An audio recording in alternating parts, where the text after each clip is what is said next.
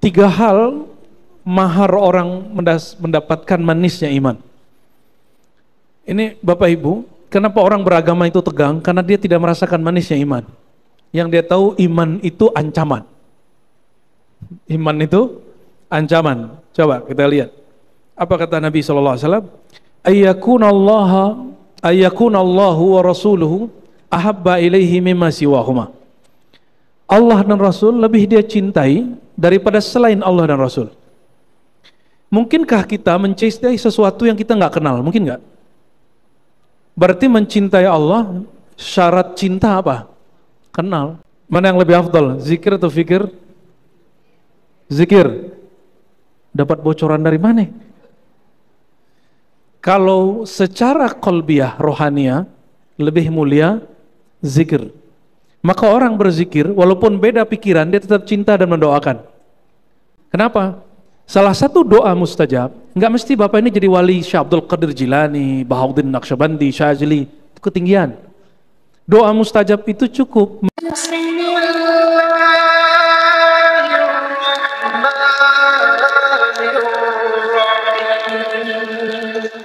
Assalamualaikum warahmatullahi wabarakatuh. Alhamdulillahilladzi faddala al-mu'minina bil-hubbi fayuhibbunahu hubban shadida. Asyhadu an la ilaha illallah, asyhadu anna Muhammadan abduhu wa rasuluh. Allahumma salli ala sayyidina Muhammad sayyidil muhibbin wal mushtaqina ila Allah wal alihi wa ashabihi wat tabi'in wa tabi'it tabi'in wa ummatihi ajma'in, amma ba'du. Allahumma akhrijna min zulumatil wahmi wal jahli ila al ma'rifati wal ilmi, rabbana zidna ilma warzuqna fahma, amin ya rabbal alamin. Baik Bapak Ibu yang dimuliakan Allah, insyaallah kita masuk ke kitab Mukhtasar Syu'abul Iman. Malam ini bab yang ke-10, Al-Ashir min Syu'abil Iman. Ini mohon maaf nggak bawa kitabnya karena baru turun dari langit, Pak. Langsung kejar sini, alhamdulillah tidak macet, biiznillah kita bisa sambung kajian kita insyaallah. Bab yang ke-10 berpindah dari bab tasdik kepada bab taslim. Tasdik itu bab percaya, sekarang masuk ke bab taslim, rasa. Ada bab rasa yang mesti dipercaya, diimani. Al-Imam Al-Baihaqi radhiyallahu ta'ala anhu, beliau menulis bab ke-10 ini lalu membukanya dengan surat Al-Baqarah ayat 165. Nanti silakan dilihat di rumah ya. Al-Baqarah 165. Wa minan nas, di antara manusia, man ya, atau mayyattakhidhu, ada orang yang menjadikan atau mengambil min dunillah, daripada selain Allah, andada, sebagai tandingan. Yuhibbunahum kahubbillah, mereka mencintai sekutu-sekutu selain Allah, tandingan selain Allah itu kahubbillah, sebagaimana layaknya Allah dicintai. Walladzina amanu asyaddu hubban lillah, namun orang-orang beriman mereka lebih cinta kepada Allah Subhanahu wa ta'ala. Berdasarkan ayat ini, Al-Imam Al-Baihaqi ngambil lafaz terakhirnya, walladzina amanu, dan orang-orang yang beriman, asyaddu hubba, sangat kuat cintanya kepada Allah Subhanahu wa ta'ala. Maka setelah beliau berbicara sampai fasal, sampai bab ke-9, bab ke-10-nya tidak lagi berbicara iman 1, 2, 3, percaya kepada ini, percaya kepada itu, tapi dia masuk ke bab taslim, bab rasa. Dan ini irisan daripada ilmu cabang keimanan dengan tasawuf. Oleh karenanya iman itu mencakup ilmu tauhid versi ahli kalam, ahli akidah, yang sekarang suka debat-debat Allah di atas atau tidak di atas, Ya, Allah bertempat atau tidak bertempat, sedebatnya nggak beres-beres sampai hari ini. Dan yang kedua, ilmu tauhid menurut ahlul azwaq, ahlul irfan, menurut ahli rohani. Ya. Karena kalau Bapak Ibu buka kitab akidah, tidak ada bab cinta. Yang ada cuma percaya, pembatal iman, pembatal Islam. Kayaknya horor sekali kalau orang belajar akidah itu. Oleh karenanya Imam Al-Baihaqi melihat banyaknya orang belajar akidah, akhlaknya kering. Dia beragama jadi tambah kasar. Di rumahnya menjadi tegas dan keras. Di kampungnya, di kompleknya, di masjidnya menjadi orang yang mencari kesalahan orang terus. Ya, ini terjadi hari ini. Orang beragama bukannya tambah lembut, tapi malah tambah keras. Keracunan dalil. Paham? Keracunan dalil. Dalil itu bahan obat. Yang boleh meramunya hanya ahlinya. Baru baca-baca bab hukum, bab akidah sudah berfatwa. Bapak Ibu ini boleh nggak baca 1000 buku kedokteran, bolehkah meramu obat? Membaca 2000 buku kedokteran, 10.000 jurnal ilmiah, sudah boleh belum buka praktek? Terus kenapa tidak dipraktekkan ini kepada bab agama? Kedokteran itu duniawi, ini ukhrawi, ini bab agama. Harusnya orang lebih ketat dalam masalah. Ya, inilah kelemahan orang yang kita sekarang mengaku ahlus sunnah. Ahlus sunnah ini sekarang siapa aja ngomong.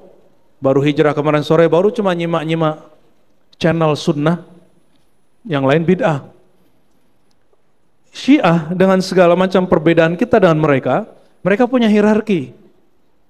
Saya diskusi dan mendebat beberapa dokter Syiah, itu mereka bilang, oh itu bukan wilayah saya, itu wilayah imam saya. Yang mereka sebut sekarang ayatullah atau wilayatul faqih. Ya, ada otoritas. Mereka jaga itu. Makanya itu negara nggak sebesar Indonesia, tapi lebih ditakuti oleh musuh sebelah daripada negara kita ya. Tapi semoga dengan kepemimpinan Presiden hari ini Indonesia lebih bertuah. Amin ya rabbal alamin. Kita lihat tentaranya sudah mulai banyak jabatannya ya. Udah mulai dibagi-bagi ya. Semoga tambah kuat negeri ini. Amin ya rabbal. Kalau negeri ini aman, pengajian lancar. Jadi jangan meminta jihad sebelum masanya, bukan pada tempatnya. Jihad kita hari ini mengisi ilmu. Seandainya negeri tidak aman, baru Bapak keluar jihad. Ini kalau kita ajak jihad juga paling-paling takut. Ya. Hadis yang dia sebutkan yang pertama kali, hadis dari Imam Bukhari dan Muslim, bahwa Nabi SAW dikatakan oleh Anas bin Malik, Nabi bersabda, "Thalathun man kunna fihi wajada bihinna halawatul iman." 3 hal mahar orang mendapatkan manisnya iman. Ini Bapak Ibu, kenapa orang beragama itu tegang? Karena dia tidak merasakan manisnya iman. Yang dia tahu iman itu ancaman. Iman itu ancaman. Coba kita lihat. Apa kata Nabi SAW? Ayyakunallahu wa rasuluhu ahabba ilaihi mimma siwahuma. Allah dan Rasul lebih dia cintai daripada selain Allah dan Rasul. Mungkinkah kita mencintai sesuatu yang kita nggak kenal? Mungkin nggak? Berarti mencintai Allah, syarat cinta apa? Kenal. Kalau nggak namanya simpatisan. Hari ini tuh banyak simpatisan Tuhan, bukan pencinta Allah. Kalau kita sudah cinta dengan pasangan, kita berkorban untuk dia, benar nggak? Dan kita tidak merasa berkorban. Yang punya istri, suami-suami ini yang bekerja, menafkahi istri beban atau kebahagiaan? Ya, ibu-ibu mungkin juga tidak wajib bekerja, tapi ingin bantu suaminya, terbebani atau malah senang? Mungkin sebagian malah senang ya, itu bantu suami misalnya gitu. Padahal tidak wajib. Orang kalau udah cinta, hukum formal itu tidak berlaku bagi dia. Ya. Hukum formal bukan hukum syariat. Jangan salah dengar ya. Wahai yuhibbal mar'a la yuhibbuhu illallah. Tidak mencintai seseorang kecuali karena Allah. Kita disuruh mencintai pemimpin dan ulama. Disuruh, Pak. Ciri-ciri kiamat sudah dekat, pemimpinnya dibenci. Tinggal pilih, mencintai pemimpin atau tidak. Oh, saya nggak suka sepakatannya. Emang semua hal yang kita berbeda pandangan terus kita harus benci? Makanya Imam Al-Baihaqi punya guru namanya Al-Imam Abdurrahman As-Sulami, seorang ahli hadis, ahli tafsir, dan juga mursyid Thariqah Sufiyah. Dia punya guru namanya Abu Ali Ad-Daqqaq. Apa kata dia? Wahai Tuan Syekh, saya sedang bingung. Tapi saya punya pandangan. Ya, dalam kitab ini lebih sederhana. Abu Ali Ad-Daqqaq yang kasih pertanyaan, wahai Sulami, lebih mulia zikir atau fikir? Mana lebih mulia, Pak? Anggap aja nih Abu Ali Ad-Daqqaq lagi ngasih pertanyaan sama Sulami. Sulami jamaah Sunda Kelapa. Mana yang lebih afdal, zikir atau fikir? Zikir. Dapat bocoran dari mana? Kalau secara qalbiyah, rohaniah, lebih mulia zikir. Maka orang berzikir, walaupun beda pikiran, dia tetap cinta dan mendoakan. Jangan dikira saya tidak banyak berbeda pandangan dengan semua pemimpin di negeri ini. Tapi setiap hari kita doakan mereka.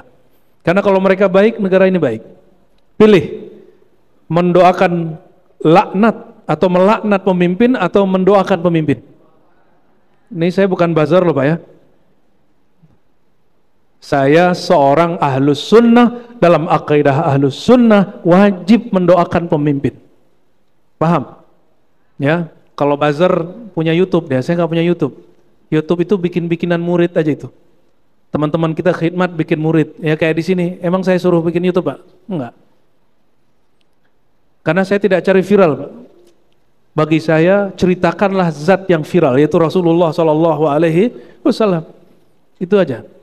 Maka kita dicaci maki orang, saya ini dituduh piaraan negara, piaraan yang ngomong alumni kita sendiri. Betapa teganya dia, padahal dia ngajar kitab juga, ngajar hadis juga. Karena dia pakai fikir, nggak pakai, cuma beda faham. Lalu kemudian menganggap orang berbeda itu musuh. Disitulah zikir lebih afdol daripada fikir, ya. Jadi mulai hari ini coba, kalau orang beda fikrah, pikiran sama kita, zikir kita jangan beda sama dia. Kenapa? Salah satu doa mustajab, nggak mesti Bapak ini jadi wali Syekh Abdul Qadir Jilani, Bahauddin Naqsyabandi, Syazili, itu ketinggian. Doa mustajab itu cukup mendoakan orang yang seiman, walaupun beda paham. Dan orang yang paling seiman hari ini, yang paling masyhur di negeri ini, ya pemimpin negeri ini. Ya, oleh karenanya, ini mohon maaf, Malaysia, Brunei, di setiap khutbahnya doain pemimpin nggak? Doain pemimpin. Indonesia melaknat pemimpinnya. Dan Nabi mengatakan dalam hadis Muslim, di akhir zaman pemimpin itu dibenci dan dilaknat. Sebagaimana pemimpinnya melaknat rakyatnya dan membenci rakyatnya. Itu tanda-tanda akhir zaman. Mau menangguhkan akhir zaman? Kita tangguh Pak akhir zaman. Gimana caranya? Doakan pemimpin. Doakan mereka supaya Allah ilhamkan amanah di kolbunya. Amanah cinta di kolbunya. Ada yang netes ya. Masih ingat 7 kelompok yang dinaungi oleh Allah dengan naungan yang tidak ada yang dapat naungan di akhir zaman, di akhirat kecuali mereka. Nomor satunya ahli zikir atau pemimpin. Pemimpin yang adil. Kita doakan pemimpin kita adil. Amin ya rabbal alamin. Move on lah, jangan bahas ijazah palsu lagi lah. Ya, malas dengar beritanya ya. Yang ketiga, ayakraha ayyauda fil kufri. Dia benci, malas kembali kepada kekufuran, sebagaimana dia tidak suka dilempar kepada api atau neraka. Jadi kalau diajak ke maksiat lagi, itu dia kayak jijik gitu. Bukan jijik sama orangnya, jijik sama perbuatan dia sendiri. Nah, ini hijrah syaitan, hati-hati. Hijrah syaitan, Dia ketika ngaji jadi soleh, dia benci sama kawan-kawan dia. Itu mereka yang menyesatkan aku itu. Aku nggak mau balik ke mereka. Ada yang begitu? Oh, artis banyak yang begitu. Makanya jangan jadi ustadz dulu, jadi artis saja ya. Apalagi mu'alaf. Udah 7 tahun masih ngaku mu'alaf. Berarti sahabat Nabi mu'alaf semua dong. Ya, betul nggak? Sahabat Nabi mu'alaf semua, Pak. Adakah mereka ngaku mu'alaf? Nggak ada. Maka ngaku mu'alaf itu bid'ah. Ya, jadi kalau ada yang ngaku mu'alaf bilang ente bid'ah gitu aja. Nabi nggak ada mu'alaf-mu'alafan. Semua sahabat itu mu'alaf. Apa arti mu'alaf? Wal mu'allafati qulubuhum. Orang yang sedang dicari kelembutan hatinya untuk menerima iman. Anda sudah mu'alaf 30 tahun lalu, ya salam. Itu bukan lagi, ente lebih tua dari anak aneh itu. Ya, jadi jangan lagi ngomong begitu. Oke? Cukup katakan apa? Saya sedang belajar Islam sudah berapa tahun ini, gitu cukup. Berarti dia nggak move on. Dia hanya pengen dapat dana zakat 1/8%. Ya. Sorry, ya, kita nggak mau dibodohin juga. Wabihan ba'an al-Baihaqi qala sami'tu Aba Abdurrahman Sulami. Imam Baihaqi pernah berkisah tentang pertemuan dia dialog dengan Imam Sulami. Siapa tadi? Sulami, guru dari Al-Baihaqi. Imam Abdurrahman Sulami ini wafat tahun 412 Hijriah. Sekarang sudah berapa? 14? 46, ini ngaji hadis sedikit ya. Abu Abdurrahman Sulami ini murid dari Imam Daruqutni. Imam Daruqutni dialah salah satu orang yang mengkritik Bukhari, Sahih Bukhari. Asbab kritik dia Sahih Bukhari jadi viral. Asbab dia kritik Bukhari, Sahih Bukhari jadi viral. Ini Imam Daruqutni. Jadi tidak semua orang yang kritik kita itu menghancurkan kita, Pak. Karena Daruqutni bisa membedakan antara fikrah dan zikr. Dia mengkritisi Imam Bukhari bukan sosoknya, tapi metode dia mengatakan ini sahih tidak sahih. Ya. La haula wala quwwata illa billah. Tapi dia tidak mengkritisi sosoknya. Ya. Paham maksudnya? Jadi kita kalau beda pandangan sama orang, jangan serang pribadi dia. Itu childish. Kalau beda pandangan, jangan cari tahu keburukan masa lalu dia. Cukup kritisi saja pandangannya. Sama nih, Bapak nggak suka habaib, jangan serang pribadi dia. Serang saja apa yang Bapak tidak suka. Nggak usah kemudian apa? Oh, cari kesalahan, masalah dia dakwir, masalah dia apa lagi? Dia urusan rumah tangganya nggak usah, itu nggak usah diurus. Pekerjaan dia nggak usah diurus. Masa kecil dia nggak usah diurus. Cukup kritisi apa yang kita tidak suka. Begitu juga ke fulan, syekh fulan, ustadz fulan ya. Imam As-Sulami ini yang mengajarkan Imam Baihaqi adab. Beradab itu bagaimana caranya. Nah, Imam As-Sulami nulis kitab hadis, nulis kitab tafsir, nulis kitab macam-macam, dan kata Imam Al-Khasyab, dia dicintai oleh pemimpin, rakyat, ulama, orang awam.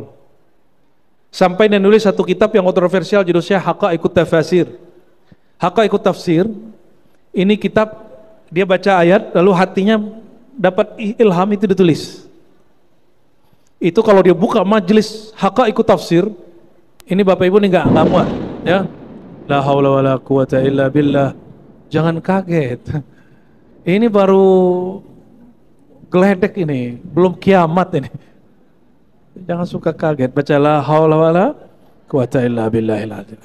Orang suka kaget itu gimana nanti kalau terjadi dukhon, ada dentuman di suatu Ramadan walaupun hadisnya dhaif, tapi secara isyarat dibenarkan oleh ahlul ilham. Nanti gila semua nanti paling. Ya. Baru pandemi aja udah pusing. Gimana nanti kalau dentumannya lebih besar? Ada nanti dukumannya. Itu yang nanti setelah dentuman itu terjadi dukhon. Kita nggak tahu kapan terjadinya. Ini kan orang lagi santai-santai, kayak nggak ada masalah, ya. Ntar kejadian lagi, ya. Kayak mimpi di siang bolong kan. Number one-nya siapa? Yang kena pertama kali kena pandemi, masih ingat? Lupa kan? Lupa. Depok, Pak. Saya lagi tinggal di Depok saat itu. Ya salam. Depok yang kena, yang lockdown Jawa.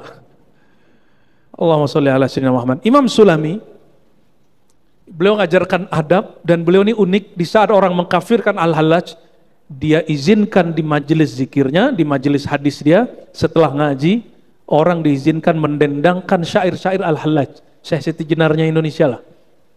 Kontroversial nih orang emang. Dia tidak haus pujian. Dia siap dicaci maki. Bagi dia kebenaran harus dizahirkan, kebatilan harus disingkirkan, kebencian harus dibuang jauh-jauh. Ya. As-Sulami dia berguru kepada Abu Dandar At-Tusi. Nah, ini orang mazhab Syafi'i semua, Baihaqi Syafi'i, Sulami mazhab Syafi'i, At-Tusi Syafi'i. At-Tusi berguru kepada Ja'far Al-Khuldi. Ja'far Khuldi ini salah satu khalifah pewaris tasawuf Imam Junaid. Jadi murid Imam Junaid itu banyak, ada Ruwaim, ada Shibli, ada Ja'far Al-Khuldi. Kalau thariqahnya turun ke Imam Shibli. Kalau ilmunya turun ke Ja'far Al-Khuldi. Kalau bab akidahnya turun ke Imam Ruwaim. Itulah jadi akidah Asy'ariyah. Ya. Paham maksudnya? Insya Allah kami November ini ya. Ini nggak tahu masih ada kuat nggak tuh. Baru 2 minggu sudah hampir full. Insya Allah kita ziarah ke Baghdad. Syekh Abdul Qadir Jilani salah satunya adalah Imam Junaid dan murid-muridnya, termasuk Ja'far Al-Khuldi ini. Ya.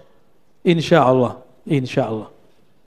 Ini Al-Baihaqi orang Iran, Sulami orang Iran, dia berguru kepada orang Tus kampung Imam Ghazali. Orang Tus berguru kepada Ja'far Khuldi orang Irak. Orang Irak ini tepatnya di Baghdad mengatakan Sami'tul Junaid, aku mendengar Imam Junaid, Imam Baghdad, Kutub Al-Ghaus di zamannya, berkata qala rajul li Saris Sakti, ada orang bertanya kepada guruku Saris Sakti. Saris Sakti ini sezaman dengan Imam Ahmad bin Hanbal, pendiri mazhab Hanbali. Ya, apa kata orang ini? Kaifa anta? Bagaimana keadaan hatimu wahai Tuan Syekh? Orang ini sebenarnya Junaid itu sendiri. Junaid inilah yang nanya ya. Nah, Bapak kalau punya talqin zikir, Bapak Ibu, zikir itu ditalkin, dibimbing sama guru. Itu silsilahnya lewat orang ini. Junaid, Saris Sakti. Saris Sakti punya guru namanya Ma'ruf Qarqi, Dawud Ta'i, Hubayb Al-Jami, Hasan Al-Basri, Sayyidina Ali. Ada jalur habaib juga. Bukan habaib, asyraf kita sebutnya. Apa jawaban beliau? Jawaban Imam Saris Sakti, orang yang jarang sekali tidur malam hari. Ngapain dia? Kalau Bapak Ibu nih kalau nggak tidur malam hari ngapain? Main YouTube, nonton Netflix. Apa jawaban beliau? Apa kondisi hatimu wahai Tuan Syekh? Jawaban dia, man lam yabit wal hubbu hasfu fuadih. Siapa yang tidak tidur malam hari, wal hubbu hasfu fuadih, sedangkan cinta memenuhi fuadnya, kolbunya. Maksudnya dia tidur tapi kolbunya belum penuh cinta kepada Allah. Nggak punya wirid, nggak punya amal. Lam yadri kaifa tufattatul akbad. Orang ini tidak tahu bagaimana sakitnya orang punya liver. Ini kabar buruk tapi kabar baik. Orang pertama kali coba punya wirid malam hari, livernya akan terganggu, Pak. Awal-awal terganggu, lama-lama tubuhnya melawan. Itu sama dengan vaksin yang alami. Jangan hanya vaksin dari luar badan, tusukin. Inilah anehnya dokter-dokter hari ini, mohon maaf kalau ada Pak Dokter. Ya, mohon maaf sekali. Kita ini kalau ada orang, wah ini vaksin nih, dimasukkan sesuatu yang di luar diri ke dalam badan, betul nggak? Padahal ada vaksin luar biasa yang menguatkan liver kita. Apa itu? Bergadang tapi kolbunya koneksi kepada Allah Subhanahu wa ta'ala. Kalau begadangnya di kafe, begadangnya nonton, itu livernya hancur tuh. Kok bisa beda? Nanti kita jelaskan di waktu lain, kan waktunya pendek sekali. Oh, di sini juga ada ya. Dia diskusi dengan gurunya Sulami. Sulami cerita dari Abu Nadar, dari At-Tusi. Tapi bukan dari Junaid. Pernah dengar Rabi'atul Adawiyah? Nah ini sanad dia ke Rabi'ah. Jadi Rabi'ah ini juga mengajarkan ilmu dan ada thariqahnya, Pak. Thariqatul Hub namanya. Ini sanad dia kepada Al-Waliyah Al-Azimah Rabi'ah.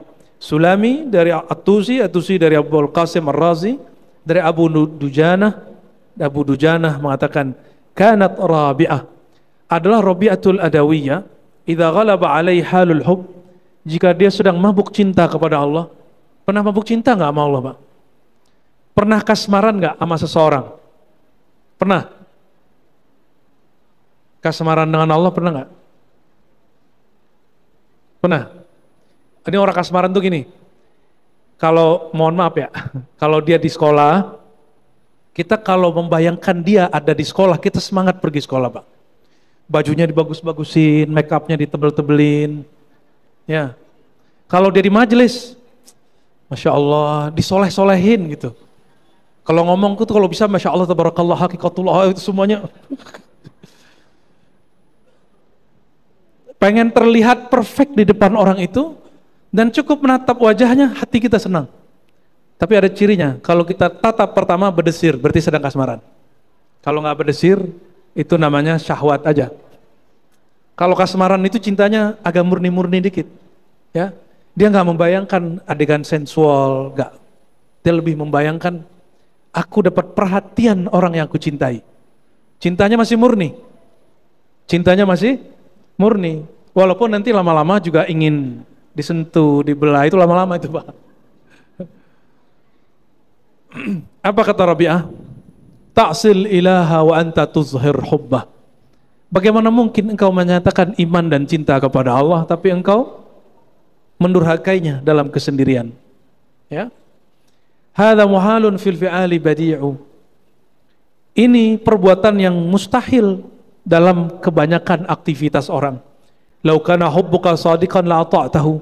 Kalau betul engkau cinta kepada Allah, engkau pasti taat patuh kepadanya. Innal muhibba liman ahabba muti. Kekasih sangat patuh kepada yang dikasihinya. Contoh nih, Bapak masih punya istri, Pak? Masih.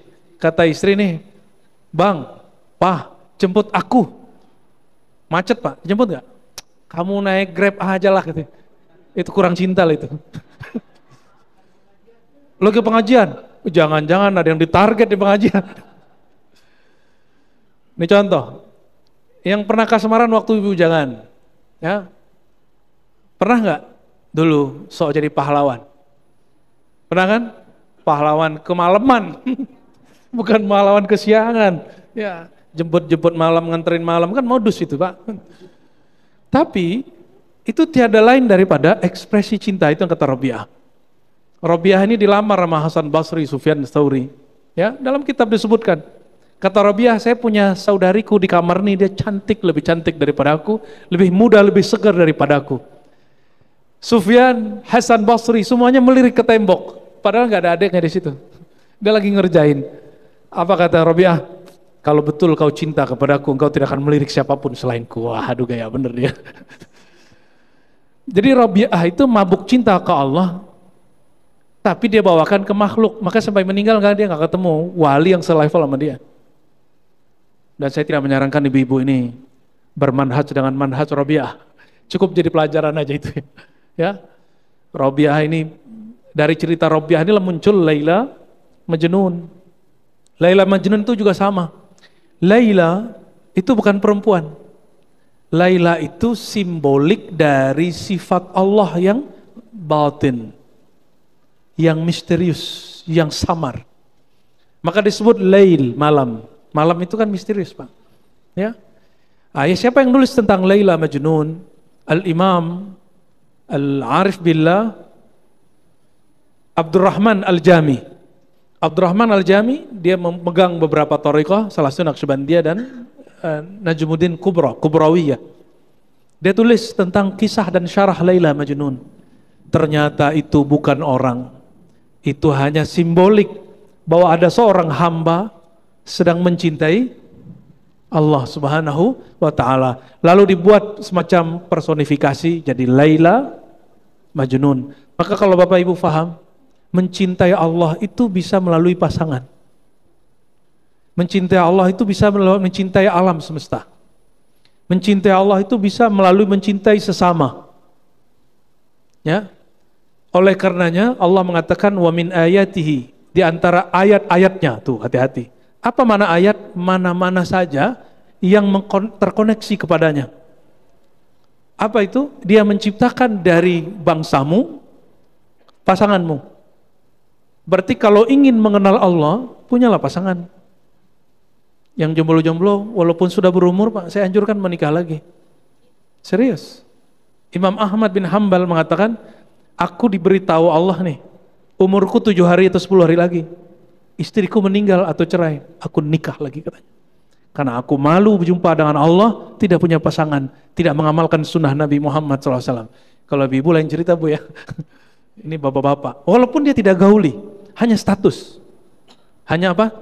Status. Tapi dinafkahi Pak.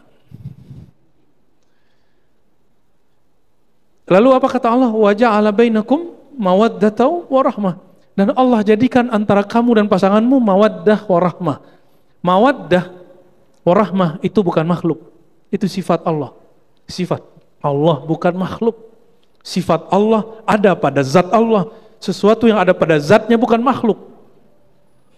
Jadi kalau ingin mendekat kepada Allah, menikah Pak. Ya, maka Allah akan ciptakan nur kedekatan namanya mawaddah warahmah. Sama-sama berarti sayang, bedanya mawaddah itu leburnya cintaku dalam cintamu.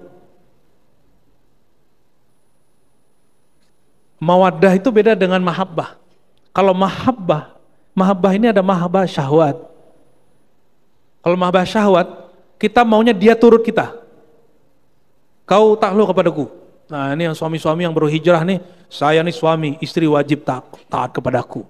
Baru juga ngaji, udah nyuruh-nyuruh istrinya macam-macam. Istri yang soleha nggak perlu diajarin tuh, paham sendiri lah ya. Bukan begitu. Agama itu bukan pembenaran ketiranian laki-laki, enggak. Justru mawaddah warahmah. Mawaddah itu merasakan yang dirasakan dia. Lebur rasa kita dalam rasa dia. Tapi ini bukan rasa syahwat terbirahi roha, tapi rasa rohani. Ya, mawaddah ini sifat Allah, kaitannya dengan kemurnian. Kita nggak tega ngelihat pasangan kita kemudian lupa kepada Allah. Jadi malam-malam jangan hanya sholat tahajud sendiri. Habis kita sholat bangunin pelan-pelan. Kalau nggak bangun jangan bilang munafik kamu gitu, yang gitu ya. Pasangan nih susah diajak untuk mengenal Allah. Jangan bilang dasar bodoh, nggak begitu. Mawaddah itu apa? Dibimbing dia. Ya, walaupun sesekali emosi, balik lagi, minta maaf lagi. Begitu, itu mawaddah.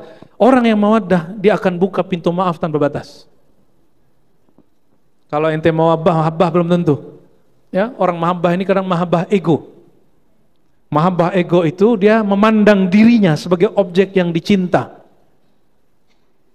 Kalau mawaddah, egonya lebur dalam egonya Allah Subhanahu wa Ta'ala. Ya.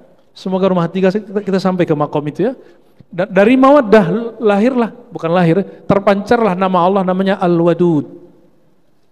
Al-Wadud, yang maha ibah, yang maha empati. Ini sudah di atas cinta syahwat. Ini sudah cinta rohani. Ya. Lalu warahmah. Rahmah itu hembusan kasih sayang Allah. Rahmah itulah inti dari dua nama Allah, Rahman dan Rahim. Apa bedanya Rahman dan Rahim? Itu bersumber dari rahmah itu sendiri. Rahmah itu kasih sayang Allah yang mencakup semua makhluknya tanpa batas. Ya. Tapi di dalam cintanya itu ada yang dia rahasiakan. Yang tanpa batas itu namanya Rahman, yang dia rahasiakan namanya Rahim. Itu perbedaan. Bismillahirrahmanirrahim. Maka Rahman, kasih sayang Allah mencakup mukmin, kafir, hewan, binatang, tumbuhan, semuanya dapat percikan hembusan rahmannya Allah Subhanahu wa Ta'ala.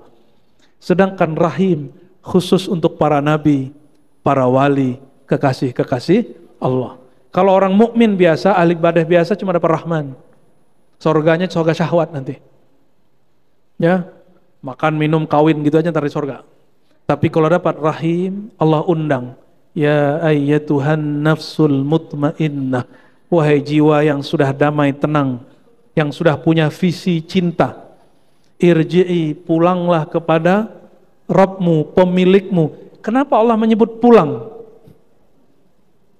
Bukan datang. Izhabi bukan, fa'ti bukan, irji'i. Apa rahasianya? Dan lafaznya irji'i ila rabbik, bukan ila ilahik. Apa makna Rabb dalam bahasa Arab? Rabb itu pemilik. Rabbul bait, pemilik rumah. Rabbus sayyarah, pemilik mobil. Jadi kalau dalam bahasa Arab kita sering menyebut sahibul bait.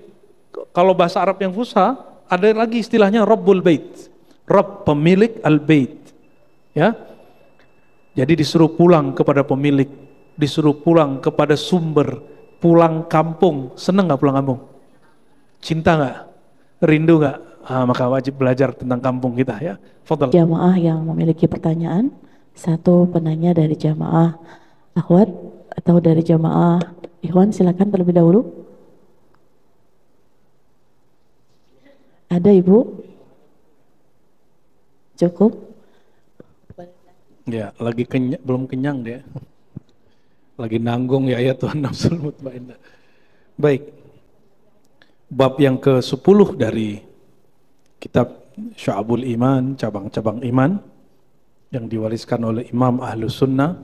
Dia pakar hadis, pakar akidah Ahlus Sunnah. Dia punya kitab judulnya Al-I'tiqad, dan dia juga pakar tasawuf.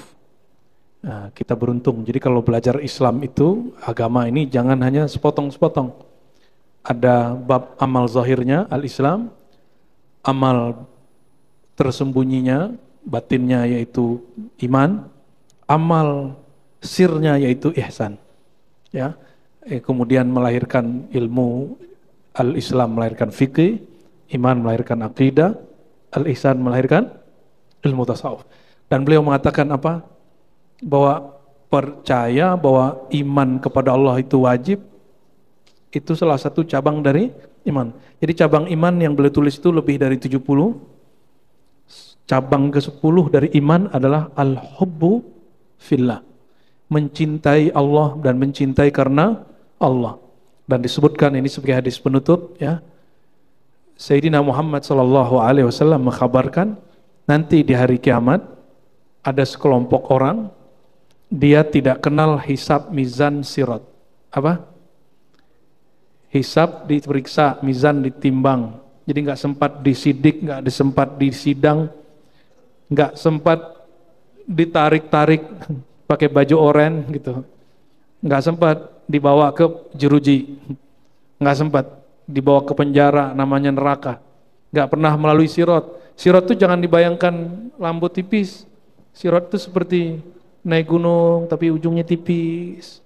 Ya, kenapa? Di bawahnya disebutkan oleh Nabi banyak sekali raksasa-raksasa duri. Jadi kalau kita kepleset dikit, durinya udah nyantol ke paha, ke badan, ada yang ke kepala, ada yang ke muka. Ya. Dan hadisnya sahih. Gentingnya seperti rambut dibelah 7, itu bahasa majazi. Ya, tapi bagi sebagian orang dia lihat seperti lapangan bola. Bagi sebagian orang yang dia temui seperti apa? Seperti jembatan kecil. Jadi itu sangat subjektif sekali, tergantung perjalanan rohani dia di dunia. Mohon maaf, Bapak Ibu maksiat hari ini, maka dia paralel dengan alam di sana. Di detik ini, di detik yang sama di sana, nanti kita akan melihat sirat kita tipis. Seperti itu. Ya, di detik yang sama saat ditimbang, timbangan kita bermasalah.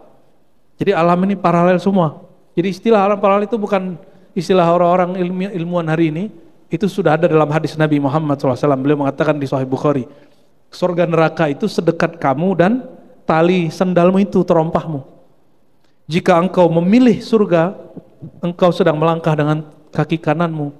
Jika engkau memilih amal maksiat, kufur, khianat, engkau sedang melangkah dengan kaki kiri. Jadi surga sama neraka itu sedekat itu dan semudah itu. Jadi tidak benar masuk surga susah, masuk surga mudah.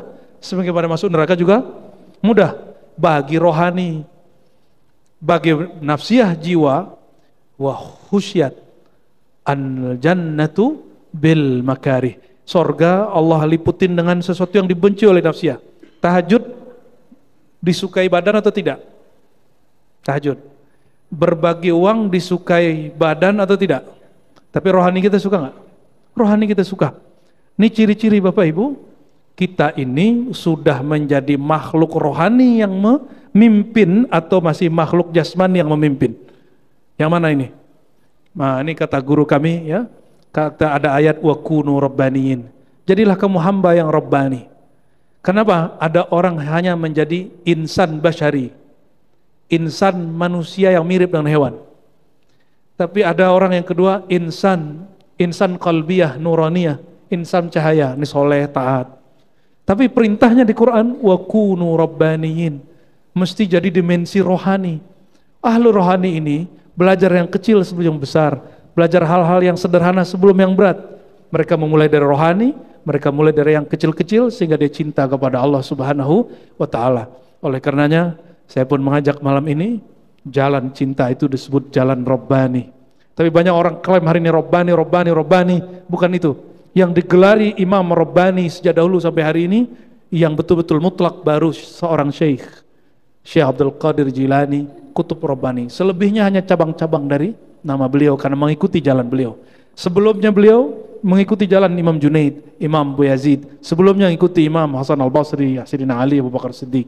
Tapi setelahnya yang mutlak hanya Syekh Abdul Qadir Al-Jilani, orang yang fana fi hubbillah. Mereka ini yang fana fi hubbillah, Allah lemparkan ya, Allah hantarkan ke hadapan surganya tanpa kenal apa hisab, apa itu mizan, apa itu sirat, tahu di depan surga aja. Jadi tanya orang, kamu tadi diperiksa nggak? Enggak. Ya. Dan mereka dicemburui oleh para nabi dan para wali. Semoga kita termasuk bagian mereka. Maka malam ini buang semua kebencian di kalbu, cintai makhluk Allah dalam nama Allah Subhanahu wa Ta'ala. Ala hadin ya wa likulli salih al-Fatihah.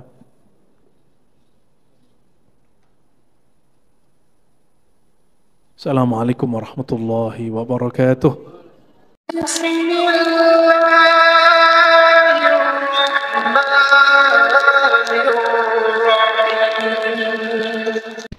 Assalamualaikum warahmatullahi wabarakatuh. Alhamdulillahilladzi ja'alana min ummati sayyidina Muhammad sallallahu alaihi wasallam. Asyhadu an la ilaha illallah, asyhadu anna Muhammadan abduhu wa rasuluh. Allahumma salli wa sallim barik ala sayyidina Muhammad. Mohon maaf nih Pak Panitia, ini matiin aja. Ya, kurang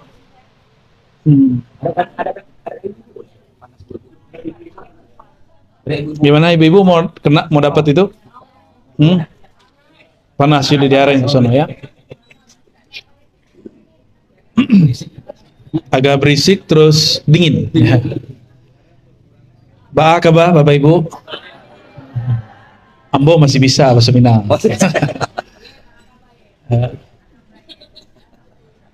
Alhamdulillah, ambo lahir di Payakumbuh. Lahir di Payakumbuh. Ibu sukunya Pitopang. Oh, Pitopang. Ayah dari ibu orang Agam Bantolaweh. Jadi inye ambo. Tapi nenek ambo orang Payakumbuh asli. Ya. Jadi di dalam badan ambo mengalir dua darah. Darah orang Agam nan baga. Darah orang Payakumbuh. Orang Payakumbuh itu kan suku Batani. Tadi ya. Jadi penyabah. Kalau orang Agam kan enggak. Hari-hari aja orang untuk berang ngalih kan. Tiga sibu. Sana. Kalau Payakumbuh nah ditanam dulu. Beda-beda karakter. Ya. Jadi urek bagaknya dari Agam. Urek lambuinya stay dari Payakumbuh. Ya. Alhamdulillah. Ayah masih hidup, alhamdulillah. Ibu yang sudah wafat. Ya. Mohon doanya untuk ibu. Ya. Alhamdulillah jauh-jauh ke Kalimantan Barat, sobo jorang awak yo. Kalau di pertemuan sebelumnya kami ketemu dengan komunitas orang Arab, ya, dengan Aminuh. Ya, dahsyat orang Arab bisa melebur dengan orang-orang di Kalimantan. Udah seperti satu keluarga dan seharusnya orang Minang juga begitu. Ya, suku bukanlah pembeda, justru suku itu untuk menambah saudara. Ya. Kalau adat Minang dibawa kemari, pasti banyak tidak cocoknya. maka temukanlah adat yang baru di situ. Ambil prinsipnya adat bersandi syarak, syarak bersandi kitabullah. Ya, kitabnya tidak boleh diganti, adat boleh diganti. Makanya adat dan sebenar adat itulah Al-Quran dan Sunnah, itu nggak boleh diganti. Tapi kalau adat yang adat istiadat, jangan terlalu kaku. Ya, adat itu bahasa Arab, bukan bahasa Indonesia. Adat bahasa Arab ada, yaudu, adatan, adat. Sesuatu yang dilakukan berulang-ulang oleh orang awam, oleh masyarakat biasa, dianggap suci. Kalau dilanggar, dianggap melanggar adat. Dibuang sepanjang adat. Nah, tunggu dulu, nggak semua yang dilanggar dari adat harus kena dam, kena sanksi. Yang kena sanksi itu yang adat sabana, adat itu yang betul-betul. Yang lain tuh masih bisa dikompromikan. Ya, biasanya mohon maaf, ini karena masalah ibu-ibu, biasanya kalau ada acara bawaan apa namanya itu, nah udah itu di kampung. Di Siko buat adat baru, buat kesepakatan baru. Kalau ada acara, apa yang dilakukan? Ya, jadi tidak usah bawa saya cuku Ceniago, ayo, ambo suku iko, itu di kampung. Beda wilayah. Ambo Pitopang, beda Pitopang lah, beda wilayah, beda tradisi. Tando kalau adat itu tidak abadi dan bukan dari Allah, beda kampung lah balain adatnya. Tapi tando kalau agama itu suci, walaupun beda negara, beda suku, sholatnya subuhnya tetap 2 rakaat. Setelah pindah kemari, subuh bertambah 2,5 enggak? 2,5. Enggak, kalian enggak? Ya. Jadi ambo berharap kepada para pengetua dan ibu-ibu kandung kok, jangan membawa kesaklekan adat kemanapun. Ya. Kita kok manusia diciptakan Allah sangat elastis, adaptif, mudah beradaptasi, sangat mudah. Makanya di dalam surah Al-Hujurat itu kalimatnya lita'arafu, agar kamu mudah saling kenal, saling adaptasi, saling mengambil tradisi. Ya, kecuali disuruhnya ganti agama orang baru. Itu nak sepakat gitu. Ya. Jangan sampai nanti karena ada kegiatan, besoknya banyak kegiatan, banyak rape, banyak UP. Ya, ambo kan dulu aktif dulu di komunitas-komunitas semenjak dari mahasiswa S1 sampai S3. Bahkan setelah selesai S3 lah jadi dosen segala macam. Kami masih menghidupkan kajian khusus untuk orang Minang di Ciputat. Ambo lama di Ciputat 15 tahun. Ya. Ada Pak Datuk Fulan, ada Uwan Fulan, ada Tuan, ada Sidi, macam-macam, berbagai suku. Dan nyatunya ketika berbicara syarak, ngaji syarak. Jadi apa yang membuat kita bisa satu? Syarak. Apa arti syarak? Ajaran yang diturunkan oleh Allah Subhanahu wa taala dalam agama. Ya. Jadi nanti jangan sampai adat menjadi masalah. Tapi kini orang awak ada lo masalahnya. Orang awak kini banyak mana melintas kepada pemahaman yang agak seketek mengejutkan. Agak sedikit tasyaddud kalau bahasa Arabnya. Agak ketat. Kawan-kawan kita tuh maklum orang di pasar hitam putih. Dalil pahala. Jadi ketika mencari jati diri dalam beragama, apa yang terjadi? Masuk ke suatu pemahaman. Kiranya pemahaman itu menghancurkan adat, menghancurkan persaudaraan, menghancurkan pertemanan. Nah, itulah banyak. Ya, bentuk Sarawak Pak Goha itulah ahli bid'ah. Jadi masalah. Boleh apa napa janggu itu kan? Nah, jadi masalah. Nah, kita berharap nanti kawan-kawan yang sedang mencari itu jangan berhenti mencari. Terus mencari. Kita ambil lah misalnya ayah dari Buya Hamka. Beliau nama keteknya Haji Rasul atau panggilannya Haji Rasul. Ya. Nama keteknya Abdul Karim bin Amrullah. Abdul Karim bin Amrullah. Orang meninjau, orang agam. Kalau kami dipikir orang agam. Orang agam. Boleh sama. Orang piaman itu lah. Di situ beliau sudah belajar adat. Sudah belajar adat. Betul beliau mengkritisi adat. Sehingga terjadilah beliau berpolemik dulu dengan seorang datuk penghulu. Akhirnya karena cara debatnya dianggap Orlando, beliau kena denda.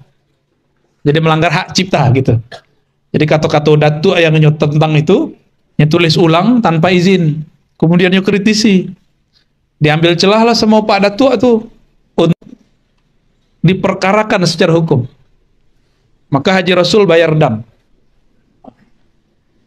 Haji Rasul ini berguru pertama kali kepada ayahnya. Ayahnya itu teman dari ulama. Berteman dengan ulama. Beliau pun ulama. Gelar beliau kan Tuanku Kisai. Tuanku Kisai itu artinya orang yang bagus bacaannya. Imam Kisai. Imam Kisai itu imam qiraat. Ternyata dulu Tuanku Kisai atau Amrullah inyak dari Buya Hamka, ngajinya di Mekah. Berkawan dengan seorang imam di Masjidil Haram, orang Minangkabau. Namanya Syekh Ahmad Khatib Al-Minangkabawi. Syamar Khatib, ya, itu daerah Pengke. Mereka itu ngaji dan kemudian pernah mengkritisi adat. Jadi ulama-ulama kita dulu pernah mengkritisi adat ulama dan tidak masalah. Pulang-pulang, baru polemik lamu. Cuma masalahnya adat yang dikritisi lumayan berat. Akhir beliau sempat dikucilkan. Ya. Adat itu dalam ilmu usul fikih terbagi dua. Adah salihah, adah fasidah. Adat yang baik, ada adat yang batil, adat yang rusak. Kejadian, kebiasaan yang diulang berkali-kali dan itu bagus. Contohnya musyawarah, ya. Orang kalau ke menikah di kampung kayak ado-ado. Apa namanya itu? Ya, musyawarah. Ini ya mama. Iya, tapi kadang-kadang dia harus melampai adat karena pelodam. Nggak jadi orang tuh menikah. Banyak kejadian begitu. Bos Arab di siko nggak ada itu leh. Ya, itu cukup di kampung awak. Kalau di siko nanti buat semacam kesepakatan baru. Ya, beberapa tahun lalu kami dari daerah Sarawak. Kiranya ada satu wilayah di situ pun itu wilayah orang suku Minang. Bahasanya masih bahasa Minang. Ya, dan mereka ternyata sudah buat tradisi baru pun yang sesuai dengan rumpun Melayu. Ya, akece orang awak dulu di bumi dipijak di situ. Di mana kita berada, ikuti hukum dan tradisinya. Ya, jangan kejadian seperti di Sampit nanti. Ya, saudara-saudara beliau kan dulu mungkin ada yang kelewat adabnya, wallahu alam kita nggak ngerti ya. Ya. Bapak Ibu yang dimuliakan Allah, jadi apa yang disebut adat, kebiasaan atau perilaku yang dilakukan berulang-ulang, ya. Dan ingat, adat tidak semuanya baik, ada yang baik, ada yang buruk. Kalau tradisi waktu kemenyusahan, bah kira-kira ringan kan, ya. Apa kata Nabi? Yassiru wala tu'assiru. Permudahlah, jangan persulit. Permudahlah, jangan tapi jangan juga menggampangkan. Jadi jangan kemudian meremehkan gitu. Yassiru, permudahlah. Wala tu'assiru. Jangan kemudian mempersulit. Orang tanah Melayu itu kan punya gelar negeri kata-kata, termasuk Minangkabau. Negeri kata-kata. Maksud itu. Nah, suku bangece, suku baleh membaleh. Ada kasus di Jakarta, Pak. Kalau agak lucu, baleh membalehnya kini lah pakai bukan, pakai WA. Masalahnya bukan itu. Ada keluarga kita wafat. Itu hampir 1000 baca innalillahi di grup, tapi yang datang cuma 20-30 orang. Ya. Itu saking apa, membuat adat barunya. Itu tidak benar, ya. Takziah itu salah satu sunnah, ya. Salah satu sunnah. Nanti di takziah itu orang akan berdebat. Kalau ikut paham satu paham yang mengatakan nggak boleh begini, nggak boleh begitu. Ini kelompok bisa kita debat. Beragama sendiri pun bisa didebat. Yang nggak boleh didebat agamanya. Beragamanya boleh. Apa beda agama dengan beragama? Agama itu suci dari Allah. Kalau beragama, cara memahami, cara mengamalkan agama bisa salah, bisa benar. Kok model jilbabnya udah beda-beda kan? Nah itu cara beragama. Ya, jenggotnya lain lah. Ya, cara beragama. Ya, jenggot pakai beda sendiri pakai. Kayak Shahrukh Khan.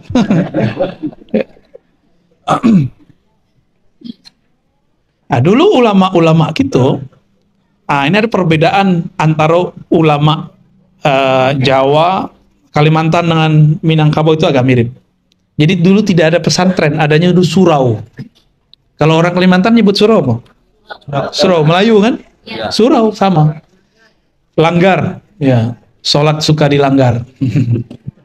Bisa dipahami dua makna ya. Orang Jawa punya tradisi namanya santri, pondok pesantren. Kata pondok, entah dari bahasa lokal, entah dari bahasa Arab. Dalam bahasa Arab juga ada namanya funduk, tempat nginap. Ya, hotel itu disebut funduk. Pesantren, tempat orang belajar adab. Dulu sejak zaman Hindu-Buddha, bahkan sebelum Hindu-Buddha, ada orang-orang yang ingin belajar adab kepada pengetua, orang-orang bijak. Disebut dengan santri. Ya, kalau di Payakumbuh santri itu disebut uang sia. Kok uang sia? Uang sia itu inyo berasal dari sia, belajar kepada ulama di Payakumbuh. Maka kami menyebut dulu tuangku itu uang sia, orang nan sia. Sia itu jadi karakter orang alim, orang soleh. Kalau di agam mungkin tuangku kali ya, tuangku pakiyah, tuangku. Berarti emang karena rantaunya di daerah Piaman, maka kata tuangku yang muncul. Ya, kami istilahnya begitu, uang sia. Karena dulu yang sering ngaji itu uang sia. Perbedaannya apa? Kalau orang Jawa nyantri di satu tempat dan tinggal di situ, ya, tinggal di situ mulazamah, ya. Ngaji sekian lama kepada guru itu. Kalau di daerah Minangkabau tidak ada pesantren, namanya surau. Di tanah Melayu surau. Jadi nanti ada surau besar, ada pondok-pondok kecil. Nah, itu disebut suraunya, misalnya orang Sia dari Sia, orang Sumania surau Sumania, orang Maninjau surau Maninjau, kayak gitu. Nanti setiap hari tuan guru, syekh, buya ngajar di situ, ngajar kitab. Selesai ilmu yang dikuasai Buya nanti mengatakan, ini saya tulis surat, kamu datang ke kawan saya yang ada di surau seberang, ngaji kepada mereka. Dulu begitu. Ya, nah, ini perbedaan kita dengan orang-orang Jawa. Dulu kalau di Jawa satu, ya. Baik. Silakan nanti diikuti modelnya. Semoga nanti orang-orang kita punya lo pesantren nanti, nak. Ya, amin. Amin. Jangan punya pasar saja. Kalau enggak, support buya-buya, kiai-kiai walaupun tidak satu suku. Ya? Jadi suku, kok ada suku besar, ada suku kecil. Suku besar, kita bangsa Indonesia. Suku kecil, Cie-Cie, Minangkabau, Jawa, Madura. Ada suku zahir, ada suku batin. Suku zahir sebagai sesama manusia, suku batin sebagai sesama hamba Allah. Dan Allah sudah membuat peraturan adat abadi, innamal mu'minuna ikhwah. Sesungguhnya yang benar-benar merasa bersaudara itu orang yang percaya kepada Allah. Mau sukunya berbeda, kalau pemahamannya sudah sama, percayaannya sudah sama kepada Allah, maka mereka bersaudara. Maka saksikan Bapak Ibu, komunitas pengajian yang didasari atas percaya kepada Allah itu akan lebih kokoh kuat daripada komunitas suku. Coba lihat ya.